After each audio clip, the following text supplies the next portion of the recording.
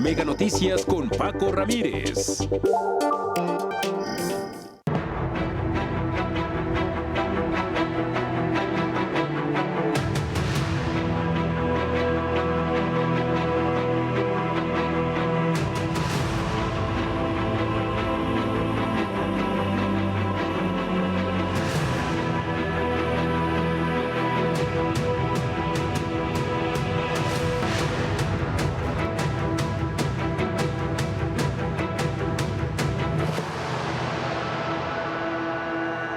Día del Maestro, felicidades, de verdad, felicidades a todos.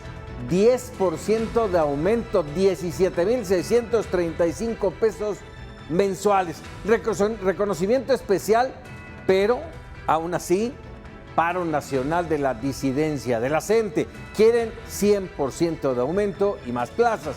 ¿Cómo está la educación? Punto importante. Mire, la capacitación magisterial prácticamente en cero. El rezago educativo en focos rojos, tan solo un ejemplo, en matemáticas hay un retroceso de 2 décadas según un informe del programa PISA y del INCO, producto de una insuficiente asignación de presupuesto. Hacen falta mejores contenidos, ya lo hemos dicho muchas veces, y entonces uno se pregunta, ¿y la educación para cuándo? 175,000 millones de pesos adicionales a lo presupuestado para festejar a los maestros y por supuesto vale la pena, sí, aplausos, qué bueno, pero casual a 17 días de la elección. Y bueno, precisamente cuáles serán los retos para la siguiente administración. Andrés Solís, adelante.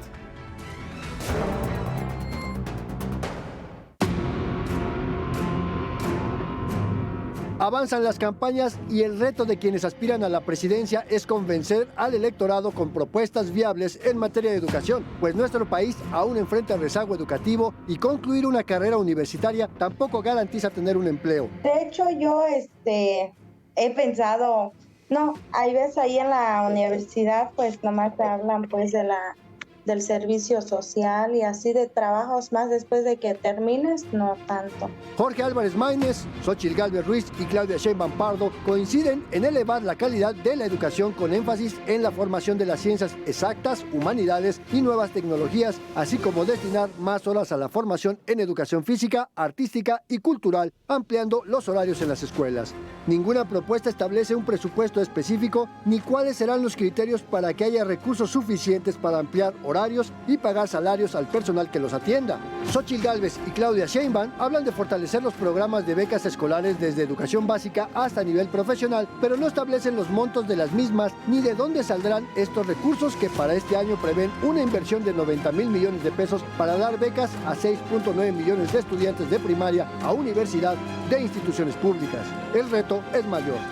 Yo creo que es importante, como ocurrió hace algún tiempo, que se comprometa un cierto porcentaje del Producto Interno Bruto al sistema educativo en su conjunto y que eventualmente se diga que cierto porcentaje va a educación básica, cierto porcentaje va a educación media superior y otro tanto de educación superior. Otro tema es el de los libros de texto. Sheinbaum solo habla de privilegiar la visión humanista de estos materiales. Xóchitl habla de convocar a padres y madres de familia para que participen en la elaboración de cada libro. Maínez de plano dice que van a modificar los pésimos textos que impulsó esta administración. Mega Noticias, Andrés Solís. Bueno, y establecemos comunicación con Marco Fernández, investigador asociado de México Evalúa y profesor investigador de la Escuela de Gobierno del TEC de Monterrey. Siempre un gusto platicar contigo, Marco. Muchas gracias por regalarnos unos minutos. Buenas noches. Y de entrada te pregunto, ¿a dónde va la educación? Hola Paco, ¿cómo estás? Pues mira, la verdad, el panorama educativo en nuestro país no pinta bien. No pinta bien porque tenemos múltiples problemas. El primero es que hay una desigualdad de oportunidades en el acceso a la educación. Para quien nos está viendo, 2 datos lo ilustran. A pesar de que se supone que tenemos derecho desde la educación inicial, que va de 0 a 3 años, hasta la educación superior, lo cierto es que en el país, por ejemplo, en la parte de educación inicial, solo 7 niñas y niños en esa edad cuentan con de cada 100, cuentan con algún servicio de el gobierno del país para dotarle de esta oportunidad. Y después, cuando ve el resto de la trayectoria educativa, vemos con preocupación que solo de 100 mexicanas, de 100 niñas y niños que inician la primaria, solo 28 terminan los estudios de educación superior. A eso se suma un problema muy extendido de la falta o de la incapacidad del sistema educativo en desarrollar aprendizajes. Lo hemos platicado en distintas ocasiones a lo largo de los años, Paco, y la situación no mejora. Estamos hablando que 70% de los chicos en nuestro país no tienen los conocimientos en matemática para la resolución de problemas concretos, o el 68%, 64% no comprenden el texto que leen. Y si estos conocimientos que son básicos no los cubrimos, a la hora de que tratamos de desarrollar habilidades más complejas o, por ejemplo, aspectos técnicos para eventualmente entrar al mundo laboral, pues es difícil construir porque las bases están precarias. Hoy es el Día del Maestro y uno pensaría que como sociedad hemos honrado el compromiso con las profesoras, con los profesores, pero lo cierto que no es así. Por ejemplo, para este año solo se van a destinar 195 pesos por cada docente para su preparación. Así no se puede tener mejores resultados en el aula, porque si no le ayudamos al docente a tener mejores elementos para hacer sus clases más divertidas, más dinámicas y demás, pues no vamos a lograr mejores aprendizajes. A ver, dime, nada más para poner esto en contexto, 195 pesos para capacitación de los maestros. ¿Cómo estábamos en 2017? En 2017 teníamos 83% más de recursos. No termino de entender por qué el gobierno del presidente López Obrador, desde que comenzó, en este rubro que es fundamental para la educación, empezó a recortar y se ha acumulado recortes del 83%. Eso no es honrar y dignificar a los docentes. Se puede uno echar el rollo que quiera y como hoy tratar de darles un guiño con un aumento salarial, pero ojo para quien nos está viendo. Cuando vemos los aumentos que los maestros han tenido a lo largo del sexenio y lo contrastamos con la inflación acumulada, resulta que el aumento real que han tenido a lo largo de estos 6 años es de apenas 0.3%. Entonces, ni siquiera en la parte del salario ha honrado el presidente su palabra de dignificar al magisterio. Educados no les servimos, Marco Fernández. Y déjame preguntarte, a ver, de la mal llamada reforma educativa que tiró esta administración, tenía muchas fallas, sin duda, pero ¿qué ha pasado con la educación? Pues la verdad es que, híjole, luego cuando uno empieza a hacer el balance, dicen, es que los conservadores, discúlpenme, uno observa y no, por más que le rasca tratar de sacar lo positivo, es muy difícil encontrarlo porque veníamos mal. No es que tuviéramos una educación maravillosa en sexenios anteriores, pero pasaron dos cosas.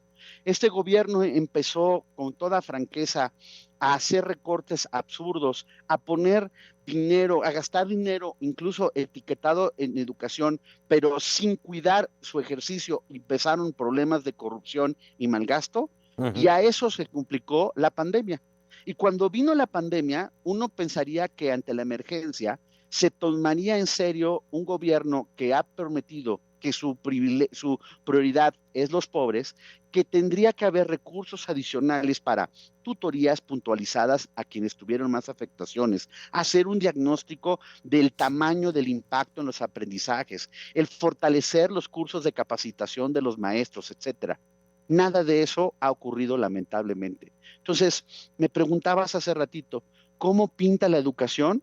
La verdad, no bien. Y por eso necesitamos, de cara a los próximos gobiernos, estar trabajando juntos. Hoy presentamos entre la Iniciativa de Educación del TEC de Monterrey y México Evalúa, Aprender Parejo.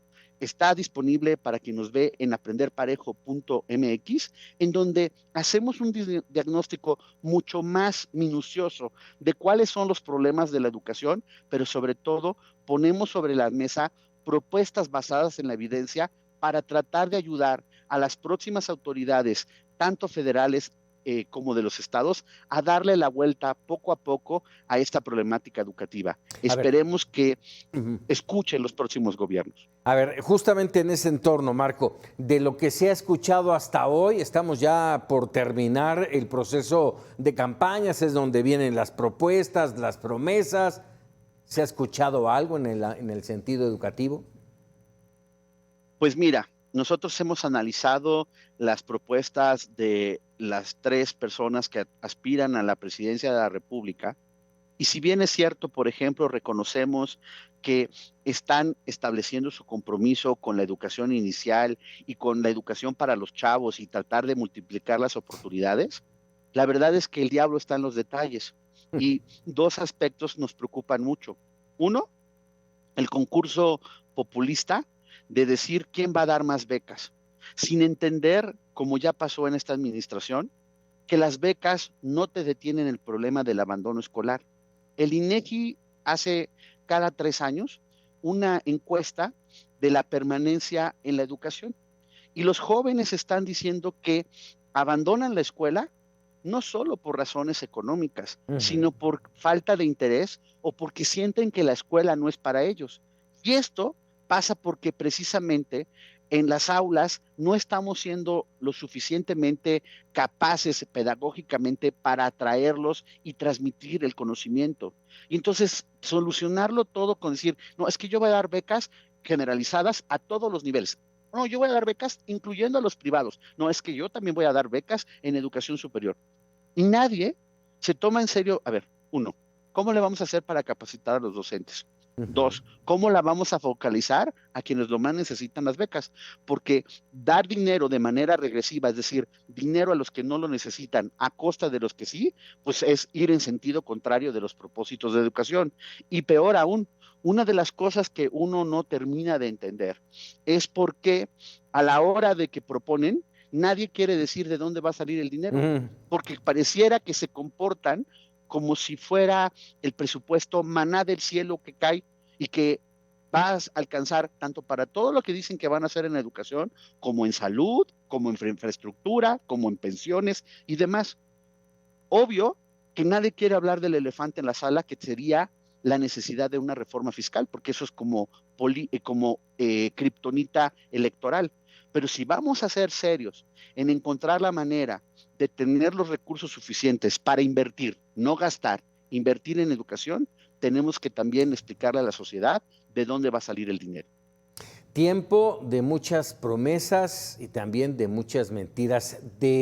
Tú preguntas de dónde y la mayoría de los mexicanos pregunta cómo. Ese es el lamentable camino que tenemos para la educación en México, y qué triste tener que hablar de la educación cuando hoy deberíamos de festejar a quienes hacen un esfuerzo importante por tener a una sociedad mexicana educada, por lo menos que hable, que sepa escribir, que no sea, que desaparezca el analfabetismo, en fin.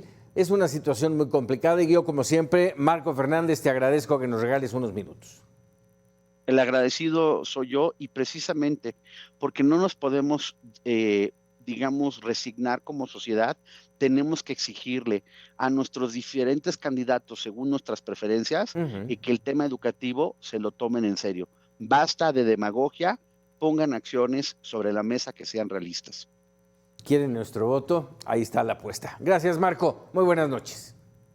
Gracias, como siempre. Muy buenas noches. Cobertura.